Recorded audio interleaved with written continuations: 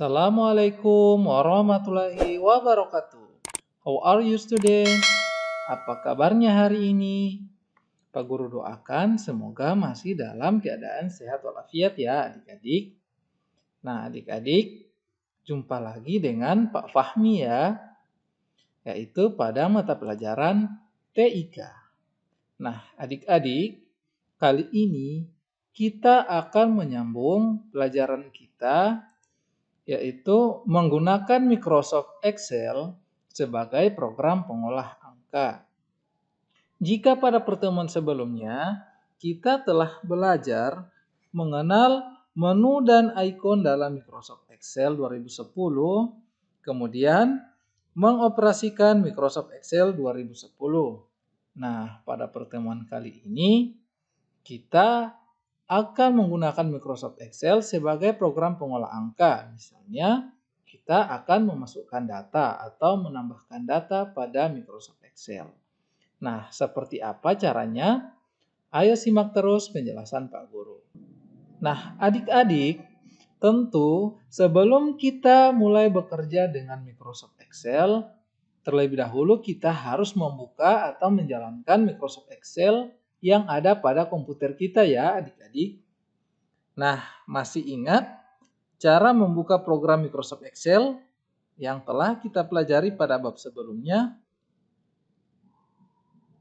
Nah, untuk mengingatkan kembali, Pak Guru akan mencontohkan bagaimana cara membuka atau menjalankan Microsoft Excel ya. Nah, yang pertama adik-adik klik logo Windows.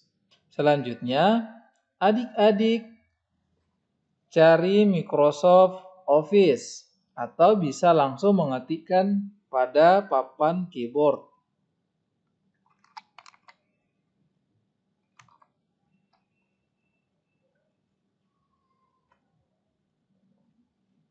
Nah, di sini sudah ada Microsoft Excel ya adik-adik.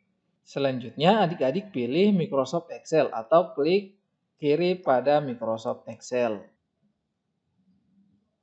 Nah, maka akan muncul seperti ini ya. Ini cara yang pertama. Nah, untuk cara yang kedua, adik-adik bisa mengklik 2 kali pada tampilan layar monitor pada ikon shortcut Microsoft Excel.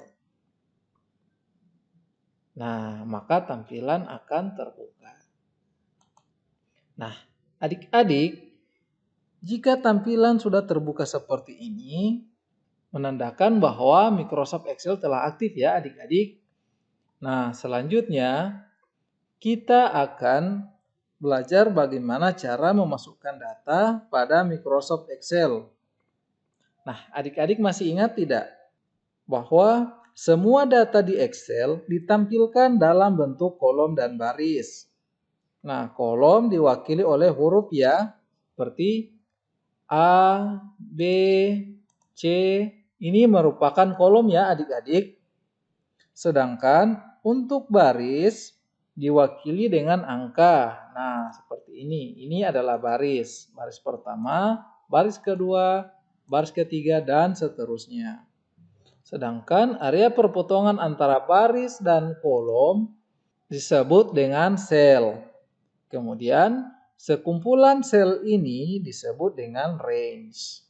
Nah, adik-adik, untuk memasukkan data atau menginputkan data, silahkan adik-adik arahkan kursor atau pointer di salah satu sel yang akan kita tambahkan data atau masukkan data. Nah, misalnya pada kolom B baris ketiga. Nah, adik-adik, pada Microsoft Excel ada 4 jenis data ya, yaitu ada data teks atau label, kemudian ada data angka, data formula, dan fungsi. Pada pertemuan kali ini, kita akan belajar bagaimana cara memasukkan data ya adik-adik. Nah, misalnya kita akan membuat data jumlah guru mapel di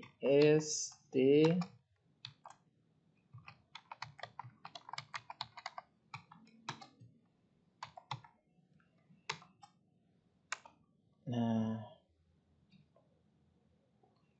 Kemudian adik-adik bisa tekan enter ya untuk berpindah ke sel berikutnya. Nah, selanjutnya kita tulis mapel. Kemudian arahkan anak panah pada keyboard seperti ini, atau bisa dengan mengklik langsung ya pada sel yang kita inginkan. Misalnya pada sel ini.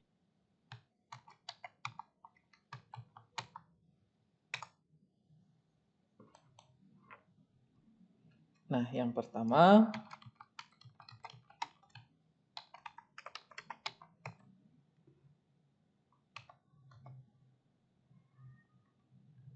adik-adik bisa menambahkan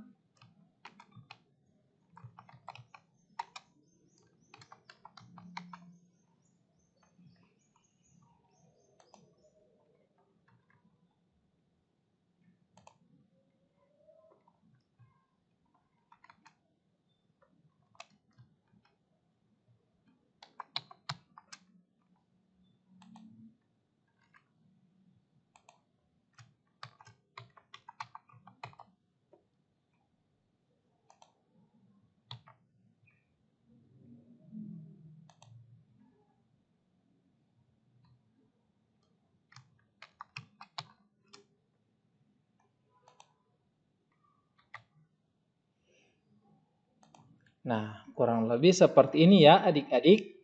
Nah, adik-adik bisa berkreasi sesuai dengan kreativitas adik-adik ya. Di sini Pak Guru contohkan membuat data jumlah guru mapel di SD Laboratorium UNG. Bagaimana adik-adik? Cukup mudah bukan? Adik-adik bisa membuat ini menjadi tabel ya adik-adik. Nah, caranya adik-adik klik, tahan, kemudian geser ke semua data, kemudian adik-adik klik bottom border, kemudian klik all border. Nah, ini sudah menjadi tabel. Nah, di sini ada yang kepanjangan ya, yaitu ada bahasa Inggris sama bahasa Arab. Nah, untuk menyesuaikannya, adik-adik bisa menggeser. Nah, perhatikan ini. Adik-adik bisa menggeser antara kolom B dan kolom C. Nah, seperti ini. Kemudian, area yang kosong ini adik-adik bisa tambahkan ya. Contoh Pak Guru tambahkan nama.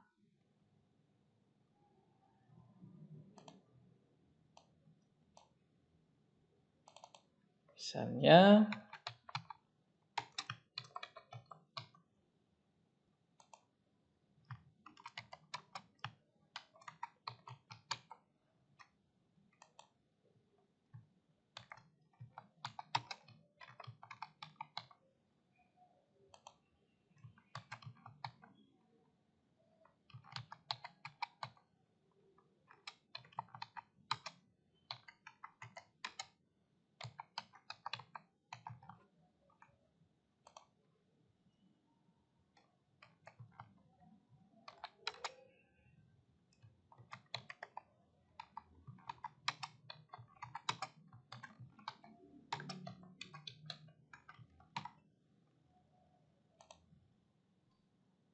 nah, jika tulisannya tidak pas pada kolom, adik-adik bisa menggeser area tabelnya ya, agar sesuai dengan nama yang ada pada tabel. Nah, seperti ini. Nah, bagaimana adik-adik? Cukup mudah bukan? Nah, setelah terbuat seperti ini, adik-adik bisa memberikan warna. Nah, caranya klik pada tabel atau area yang ingin adik-adik berikan warna. Kemudian, adik-adik bisa memilih warna yang adik-adik inginkan. Caranya klik pada ikon fill color, kemudian klik tanda segitiga ke bawah. Nah, kemudian adik-adik bisa memilih warna sesuai keinginan adik-adik. Nah, di sini Pak Guru contohkan dengan warna biru. Nah, seperti ini. Bagaimana adik-adik? Cukup mudah? Nah, silahkan adik-adik berkreasi ya. Jika sudah selesai menginput data, jangan lupa disimpan ya adik-adik, agar ketika kita akan menambahkan data lagi, file yang adik-adik buat tidak hilang atau sudah tersimpan. Nah, masih ingat bagaimana cara menyimpan? Yang pertama, klik pada menu file. Kemudian, klik icon save. Nah, kemudian pada file name silakan adik-adik tulis latihan 1.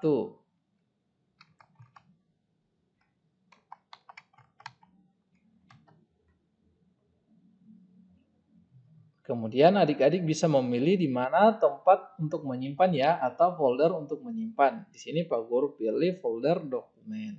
Kemudian klik save. Nah, untuk mengetahui apakah file kita ini sudah tersimpan atau sudah di-save, yaitu dengan cara melihat pada title bar. Jika title bar-nya sudah berubah, namanya sudah menjadi nama yang kita simpan, maka file pekerjaan kita sudah tersimpan. Nah, bagaimana adik-adik? Cukup mudah bukan? Nah, adik-adik, sekian dulu pertemuan kita hari ini ya adik-adik. Jangan lupa adik-adik banyak berlatih di rumah ya, banyak mencoba di rumah. Agar adik-adik bisa menjadi cepat mahir menggunakan Microsoft Excel. Nah, sekian dulu pertemuan kita. Sampai ketemu pada pertemuan berikutnya. Assalamualaikum warahmatullahi wabarakatuh.